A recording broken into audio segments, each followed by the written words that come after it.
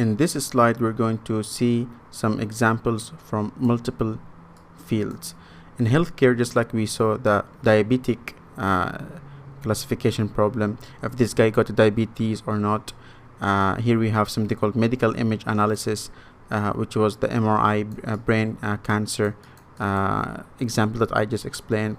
In the transportation, we have something called self-driving cars, which is in Tesla. The car drive itself. In finance, we have something called customer segmentation, just like the one I explained about Amazon.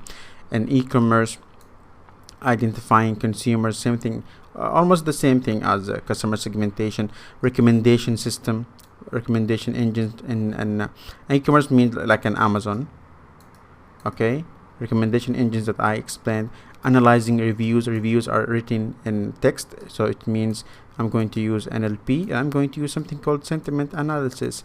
If he's talking some nice words, it's going to be positive review. If it's bad words, it's going to be negative review. And in manufacturing, we can predict if there was a problem in that machine or not. Let's say I have a bunch of machines, and after a while, let's say every 2 years, this machine gets some issues. So before that machine actually get an issue, there is a system is going to say that, yeah, it's time for this machine to do some maintenance.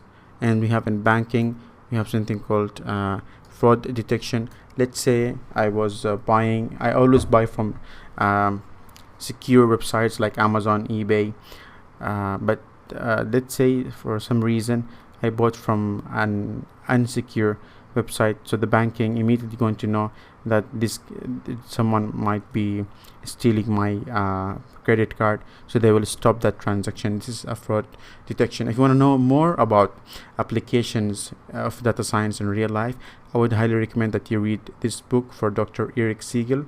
It's a great book. Any manager who want to know about data science or how data scientists can add value to any organization, you should read this book.